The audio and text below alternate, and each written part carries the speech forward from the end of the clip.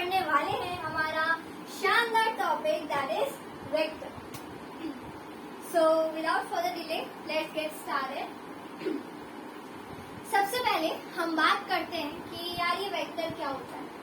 ठीक है, vector is a like आपने फिजिकल क्वांटिटीज तो पढ़ा ही है। ठीक है, फिजिकल क्वांटिटीज क्या होती है वो चीज को समझते हैं हम लोग पहले। तो physical quantities are what is physical quantities. Physical quantities का वैसे तो मैं ऑलरेडी बता चुकी हूँ, ठीक है, but I can repeat once again जिससे कि ये टॉपिक आप फेमिलियर हो जाओ इस टॉपिक से। तो फिजिकल क्वांटिटी का मतलब होता है कि ऐसी क्वांटिटी जिसको आप मेजर कर सकते हो। फिजिक्स में हर जगह जब आप देखते हैं ना तो आप ऐसी बहुत सारी चीजें हैं जिसको आप डे टू डे लाइफ में मेजर करते हो। ठीक है, और उसी चीज को हम बोलते हैं फिजिकल क्वांटिटी। चलो इसको समझते हैं। देखो फिजिकल क्वांटिटी जो होती है ना वो उसको दो चीजों में डिवाइड किया जाता है। दो क्वांटिटीज में वो डिवाइडेड होती है, एक होती है स्केलर और दूसरी होती है वेक्टर। तो यहाँ ध्यान देंगे कि जो फिजिकल क्वांटिटीज है they are divided into two parts, one is scalar and another one is the vector. तो यहाँ पे जो स्केलर क्वांटिटी है इसका मतलब होता है मैग्नीट्यूड। क्या मतलब होता है बच्चा? मैग्नीट्यूड। ठीक है, और जो वेक्टर होता है, ठीक है, वो क्या इंक्लूड करता है? उसमें मैग्नीट्यूड भी तो होता है, साथ ही साथ उसमें डायरेक्शन भी होता है। चलो अच्छा ये क्या व्हाट इज दिस, क्या था ये समझते हैं। देखो स्केलर क्या होता है? मैग्नीट्यूड। मैग्नीट्यूड का मतलब होता है value. What is value? Numerical value. मैंने तुमसे पूछा अच्छा ये बताओ आज का टेम्परेचर कितना है? तुमने बोला यार मैम आज का टेम्परेचर है 26 डिग्री सेल्सियस। अच्छा तो फिर मैंने पूछा कि यार टेम्परेचर तुमने बोला 26 डिग्री सेल्सियस, लेकिन तुमने उसमें ये तो नहीं बताया ना कि यार वो जो 26 डिग्री टेम्परेचर था वो इस डायरेक्शन में था या वो उस डायरेक्शन में था, ऐसे तो तुमने बताया नहीं। तुमने तो मुझे सीधा बोला कि 26 डिग्री सेल्सियस ही हमारा टेम्परेचर है। जब तुमने मुझे ये बताया, ठीक है, तो इससे एक चीज क्लियर हो गई, तुमने मुझे सिर्फ एक वैल्यू बताई, तुमने मुझे मैग्नीट्यूड बताया, ठीक है, तुमने मुझे उसका डायरेक्शन नहीं बताया। वैसे ही एक और एग्जांपल लेते हैं जैसे फोर्स। ठीक है, फोर्स जो होता है उसमें भी तुम क्या करते हो? तुम मैग्नीट्यूड ही बता दो। तुम बोलोगे कि मैंने इस डिब्बे को धक्का दिया with the force of 5 Newton. तो तुमने जब धक्का दिया वो 5 न्यूटन का फोर्स था। ठीक है, तो इसको हम क्या बोल रहे हैं? इसको हम बोलते हैं स्केलर क्वांटिटी। ऐसी क्वांटिटी जिसका सिर्फ मैग्नीट्यूड के बारे में बात करनी है। बात करते हैं वेक्टर क्वांटिटीज जिसके ऊपर ही हमारा पूरा चैप्टर बेस्ड हो जाता है। आओ बात करते हैं इस पे। तो वेक्टर मतलब मैग्नीट्यूड होगा, सही बात है, डायरेक्शन भी होगा। अब इसका एग्जाम्पल है displacement. You know what is displacement? मैं रिकॉल करवा देती हूँ। ठीक है, डिस्प्लेसमेंट जो होता है वो क्या होता है? सबसे पहले आपको ये पता होना चाहिए डिस्प्लेसमेंट से पहले कि डिस्टेंस क्या होता है। What you mean by this term distance? What is this? Distance. Distance का मतलब होता है कि जैसे दो पॉइंट्स है, मान लो एक पॉइंट ए है, बस मानना है तो एक पॉइंट ए है, ठीक है, मान लो एक पॉइंट बी है, ठीक है। अब इन दोनों पॉइंट्स के बीच में कितने डिस्टेंसेस हो सकते हैं? इनफाइनाइट नंबर ऑफ डिस्टेंस हो सकते हैं। मतलब अगर मुझे ए से बी तक जाना है तो मैं ऐसे जा सकती हूँ, ऐसे जा सकती हूँ, ऐसे जा सकती हूँ, ऐसे जा सकती हूँ, ऐसे जा सकती हूँ, कैसे भी मैं जा सकती हूँ। ठीक है, तो इसको हम क्या बोलते हैं? डिस्टेंस। क्योंकि यहाँ पे दो पॉइंट के बीच में इनफाइनाइट नंबर ऑफ तरीके हो सकते हैं कि तुम यहाँ से ट्रैवल कर सकते हो, तुम जा सकते हो। ठीक है, अब यहाँ पे हम बात करते हैं डिस्प्लेसमेंट। इसकी हम बात करेंगे डिस्प्लेसमेंट। तो डिस्प्लेसमेंट मान लो कि मेरा घर पॉइंट ए, मान लो, ठीक है, मेरा घर का है पॉइंट ए है, और मान लो जो पॉइंट बी है वो मेरा स्कूल है। ठीक, वो मेरा स्कूल है। अब यहाँ पे भी point A to point B जो है, ठीक है, तो इसमें मेरे को जो मेरा जो रास्ता है वो यहाँ से, ठीक है, यहाँ से मुझे स्कूल जाना पड़ता है जिसमें मेरे को सिर्फ 15 मिनट लगते हैं। अब मुझे सिर्फ 15 मिनट, लेकिन एक शॉर्टकट रास्ता भी है जहाँ पे जब मैं जाती हूँ ना तो मुझे सिर्फ 5 मिनट लगते हैं, सिर्फ 5 मिनट। अच्छा बताओ तो मैं कौन से रास्ते को प्रेफर करना पसंद करूंगी? 5 मिनट वाला। ऑब्वियस सी बात है यार, जहाँ पे कम टाइम लगेगा हम वहीं जाना चाहेंगे। तो यहाँ पे जो रास्ता है वो केवल 5 मिनट का है, ठीक है, और ये मैंने क्या किया? मैंने लिया shortcut. What I took shortcut. मैंने लिया शॉर्टकट, और इस शॉर्टकट को या शॉर्टेस्ट पाथ को ही हम क्या बोलते हैं, डिस्प्लेसमेंट बोलते हैं।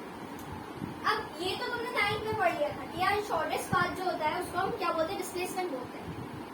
लेकिन जब आप क्लास 11th में आ चुके हो तो वहां पे आपको ये जो शब्द है ना ये यूज नहीं होगा। क्यों? हम डिस्प्लेसमेंट के बजाय ये बोलते हैं change in position. Change in position, change in position मतलब पोजीशन में बदलाव, उसको हम क्या बोलते हैं, डिस्प्लेसमेंट बोलते हैं। ठीक है, चेंज इन पोजीशन। और जो डिस्प्लेसमेंट है हम उसको शो करते हैं फ्रॉम एस, और साथ ही एक्स से भी हम कर लेते हैं, दोनों से हम कर सकते हैं डिस्प्लेसमेंट को शो। ये मैं अभी इसलिए बता रही हूँ, वेक्टर में मैं अभी इसलिए बता दे रही हूँ कि जब हम पढ़ेंगे ना तो पता है तुम्हें ये चीजें क्लियर हो जाए, तुम्हें इसमें डाउट ना रहे, इसलिए मैं अभी से बता रही हूँ। ठीक है, तो चेंज इन पोजीशन होता है तो उसको हम कहते हैं डेल्टा एक्स या डेल्टा जेड। डेल्टा एक्स या फिर डेल्टा एस से डिनोट करते हैं। डेल्टा मतलब चेंज। ठीक है, आओ चलो वो सब तो ठीक है, अभी हम अपने मेन चीज पे फोकस करते हैं, दैट इज, ठीक है, तो ये मेरा क्या हुआ, डिस्प्लेसमेंट हो गया। अब मैंने जो बोला डिस्प्लेसमेंट, मैंने बोला कि मैंने गाड़ी चलाई 60 किलोमीटर पर आवर की स्पीड से। ठीक है, कितने स्पीड से, 60 किलोमीटर पर आवर। मैंने क्या बताया तुम्हें, स्पीड मतलब मैग्नीट्यूड। मैंने तुम्हें नहीं बताया कि मैंने किस डायरेक्शन में चले। चलो मान लो मैंने तुम्हें बता दिया कि यार मैंने पता है 40 किलोमीटर पर आवर की स्पीड से गाड़ी तो चलाई है बट वेस्ट की तरफ चलाई है। अब क्या हुआ, मैंने तुम्हें डायरेक्शन बता दिया, और जब मैंने तुम्हें डायरेक्शन बता दिया तो आपको क्या हो जाएगी, तुम्हारी वेक्टर क्वांटिटी हो जाएगी, क्योंकि मैंने तुम्हें डायरेक्शन भी बता दिया। तो जहां जहां आप मैग्नीट्यूड और डायरेक्शन दोनों को बता देते हो तो आप उसे क्या बोलते हैं, वेक्टर क्वांटिटी बोलते हैं। अच्छा ठीक, मतलब वेक्टर क्वांटिटी मतलब ऐसी चीज जिसका मैग्नीट्यूड और डायरेक्शन हो। ठीक है, अब तुम्हें लगेगा यार कुछ ऐसी भी बातें होती है, कुछ ऐसी भी चीजें होती है कि जहाँ पे आपका जो ये जो वेक्टर है, ठीक है, तुम्हें लगेगा यार इसका मैग्नीट्यूड भी है, इसका डायरेक्शन भी है, फिर भी उसको वेक्टर क्वांटिटी नहीं बोलेंगे हम। अब ऐसा क्यों किया, सही बात है, ऐसा क्यों कर दिया, मतलब अभी तो अभी जस्ट पढ़ा हमने कि मैग्नीट्यूड और डायरेक्शन होगा तो वेक्टर क्वांटिटी घोषित कर देंगे हम प्यार से, लेकिन यार क्यों नहीं होगी, सवाल जवाब भी मिलेगा, ध्यान देना। बहुत इंटरेस्टिंग टॉपिक होता है वेक्टर। ठीक है, क्लास 11th में जो इसको अच्छे से पढ़ लेता ना उसके लिए class 11th is very very very easy हो जाती है, क्योंकि पता है आगे जब आप पढ़ोगे ना, प्रोजेक्टाइल मोशन पढ़ोगे, आपको काइनेमेटिक्स में आप रिलेटिव वेलोसिटीज जब पढ़ते हैं ना तो ये वेक्टर बहुत यूज होता है। ठीक है, तो इसलिए मैं अभी से बता रही हूँ, बहुत आसान सा टॉपिक है, तो इसको आप ध्यान से सुनिए और ध्यान से पढ़िए। ठीक है, चलो वेक्टर मतलब it is the magnitude, ठीक, and direction and also obeys the laws of vector addition. अब ये क्या है, what is this laws of vector addition? ये ना पता है वेक्टर के ना कुछ लॉज होते हैं, आपको इसे कुछ लॉज फॉलो जो आप करोगे ना, अगर कोई ऐसी क्वांटिटी जब लॉज फॉलो कर लेती है ना तो मैं उसको वेक्टर क्वांटिटी बोल सकती हूँ। ठीक है, मतलब मैग्नीट्यूड और डायरेक्शन तो करना ही करना है, साथ में ही लॉज को भी करना है। अब तुम्हें यार इतना इंटरेस्ट आ रहा होगा यार कौन से ऐसे लॉज हैं जिनमें अगर ये फॉलो कर लेते हैं तो उनको हम वेक्टर बोल देते हैं, और जो नहीं कर पाते उसको हम वेक्टर नहीं बोलते। बहुत सिंपल है। ठीक है, बहुत बहुत ज्यादा इजी कॉन्सेप्ट है, वेक्टर बहुत इजी होता है। देखो इसके ऊपर मैं बहुत डिटेल में तुम्हें अच्छे से एक्सप्लेन करूंगी। ठीक है, अभी के लिए तुम जान लो कि भाई एक ट्रायंगुलर लॉ होता है, एक पैरेललोग्राम लॉ होता है, जब आप उसको पढ़ोगे ना वो बहुत प्यारे टॉपिक्स हैं। ठीक है, तो वही वेक्टर के कुछ लॉज होते हैं एडिशन के, अगर कोई वेक्टर उन चीजों को फॉलो कर लेता है ना तो फिर वो क्या हो जाता है, वेक्टर क्वांटिटी कहलाने लग जाता है। ठीक है, अब हम बात करते हैं, हमने तो वेक्टर के बारे में बात कर ली, अब बात करते हैं वेक्टर को रिप्रेजेंट कैसे किया जाता है।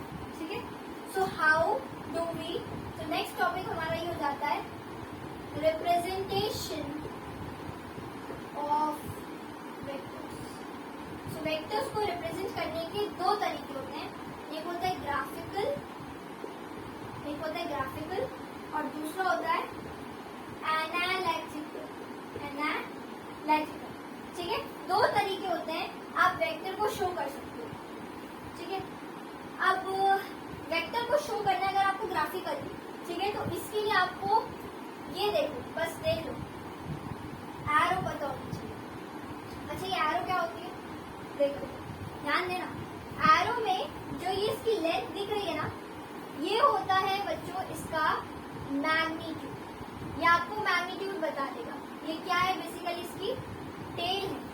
ये इसकी पूछ तुम्हें क्या बताएगा यार, इसका मैग्नीट्यूड कितना है, इसकी क्या वैल्यू है, ये कौन सी वैल्यू लेके जा रहे हैं, किस वेलोसिटी से।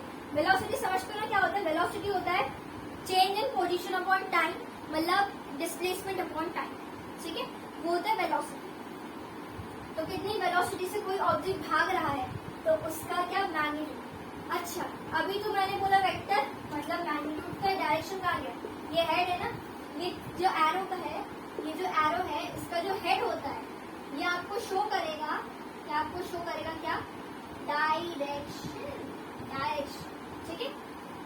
तो ये हो गया आपको ग्राफिकल रिप्रेजेंटेशन ऑफ वेक्टर। अब बात करते हैं एनालिटिकल। एनालिटिकल में हम बात करते हैं जनरली कि यार इसमें आपको अगर वेक्टर शो करना है तो कोई भी अल्फाबेट ले लो, मान लो मैंने एफ ले लिया, या मान लो ए ले लो, बी ले लो, एक्स ले लो, वाई ले लो, कुछ भी ले लो, ठीक है, बस उसके ऊपर एक एरो लगा दो, एरो लगा दो, वो तुम्हारा हो जाएगा वेक्टर।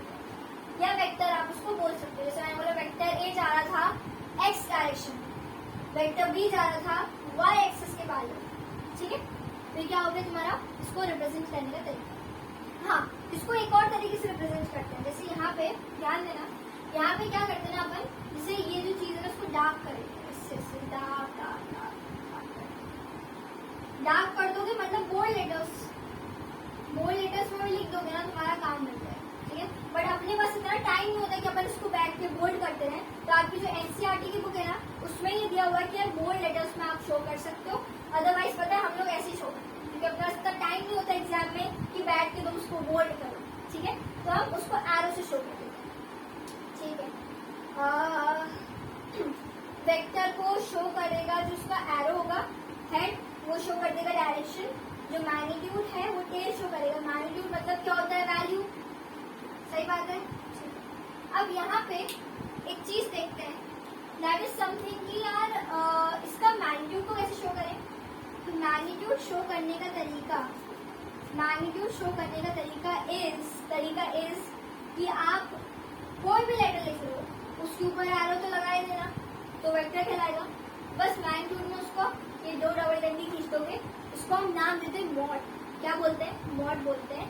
और इसमें मॉड लगा दोगे ना आप, तो आपकी इसकी वैल्यू मालूम हो गई 20।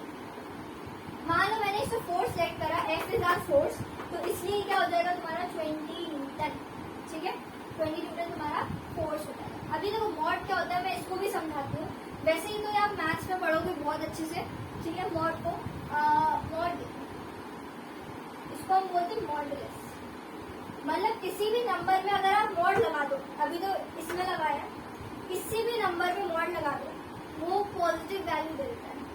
जैसे अगर मान लो यहाँ पे -3 लिखा है और मैंने उसका कर दिया मॉड, तो जब आंसर मिलेगा ना मुझे मिलेगा प्लस, क्या मिलेगा, प्लस। अच्छा अगर ये बताओ अगर +3 होता तो क्या -3 मिलता, नहीं, +3 है तो क्या मिलेगा 3, ठीक है, क्लियर हुआ। ये होता है मॉडुलस। मॉडुलस मतलब होता है which give the positive value, which give the positive value, that is known as modulus, ठीक है। मैग्नीट्यूड कैसे शो करते हैं, और कभी कभी ऐसी नॉर्मल भी लिख के शो कर देते हैं, जरूरी नहीं है, ठीक है। तो आपको ये पता चल गया कि वेक्टर को दिखाना कैसे, इस तरीके से उसको हम शो करते हैं। अब कुछ की पॉइंटर्स जानते हैं जो वेक्टर को जानने में आपको हेल्प करेंगे, ठीक है।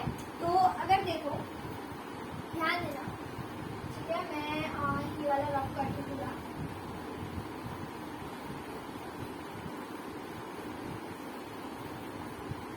आप साथ में नोट भी कर लिया करेंगे, because the points are very important, these are helpful for your 1 day revision, okay. तो बात करते हैं हम लोग, वो लेके रख लेते हैं, हम बात करते हैं कुछ की पॉइंट्स, ठीक है। अच्छा मान लो कोई वेक्टर अगर पैरेलली जाता है ना, और कोई भी वेक्टर अगर सीधे पैरेलली जाता है तो उस पे जो है ना कोई असर नहीं पड़ता, मतलब वेक्टर पे कोई असर नहीं पड़ता अगर वो ऐसे पैरेलली जा रहा है। मान लो वेक्टर ऐसे जा रहा है, हॉरिजॉन्टली मूव कर रहा है, ठीक। यहाँ पे मान लो कोई वेक्टर ऐसे मूव कर रहा है, मतलब मान चाहे ऐसे मूव कर रहा है, इस साइड मूव करेगा तो पॉजिटिव, और अगर इस साइड मूव करेगा तो नेगेटिव। लेकिन अगर ये मूव कर रहा है हॉरिजॉन्टली तो वेक्टर पे कोई असर नहीं पड़ता व्हेन तो हॉरिजॉन्टल पे कोई असर नहीं पड़ेगा। अब पैरेलली पे भी असर नहीं पड़ता। देखो कैसे, मान लो ये वेक्टर है, ये वेक्टर भी, ठीक, पैरेलली मूव कर रहे हैं, कोई असर नहीं पड़ेगा, कोई असर नहीं पड़ेगा। ऐसे मूव कर रहे हैं, कोई असर नहीं पड़ेगा।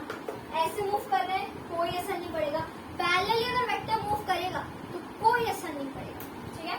तो मतलब horizontally and parallelly whenever vector move, कोई भी असर नहीं पड़ता है, ठीक है, कोई असर नहीं पड़ता है। अब हम नेक्स्ट चीज की बात करते हैं, दैट इज कि अगर किसी वेक्टर को आप 360 डिग्री एंगल से रोटेट करवाते हो, ठीक है, मान लो ये वेक्टर, ठीक है, अब इसी चीज को मैं क्या करती हूँ, 360 एंगल से रोटेट कराती हूँ। जैसे ये वेक्टर आया इधर, कितना 90 डिग्री, इधर आया तो 180, यहाँ आया तो 270, यहाँ आया तो 360। तो इसने एक पूरा कंप्लीट रेवोल्यूशन किया है, ठीक है, कंप्लीट रेवोल्यूशन किया है। और ये इनिशियल पोजीशन जहां थी वही फाइनल पोजीशन थी, तो इसलिए वेक्टर पे कोई असर नहीं पड़ता है, ठीक है, कोई असर नहीं पड़ता है वेक्टर पे। तो हम बोलेंगे कि यार इस पर and also when angle is 360 degree, कोई भी असर वेक्टर पे नहीं पड़ेगा, ठीक है। अच्छा मान लो अगर मेरे को ये पता करना है कि यार वेक्टर के एंगल पता करना है, मतलब मैं ये जानना चाह रही हूँ, मान लो एक वेक्टर यहाँ पे बोर्ड पे बना देती हूँ मैं, एक वेक्टर मान लो ए है, ठीक, एक वेक्टर मान लो ऐसे जा रहा है बी है, मान लो यहाँ से जा रहा है, ठीक है, बी वेक्टर एक जा रहा है, तो ये मेरा एक वेक्टर ए जो ऐसे जा रहा है, ए वेक्टर बी है जो ऐसे जा रहा है, ठीक। अब यहाँ पे मुझे पता करना है यार ये दो वेक्टर के बीच का एंगल कितना होगा। सो लेट्स फाइंड क्या एंगल होगा इसका।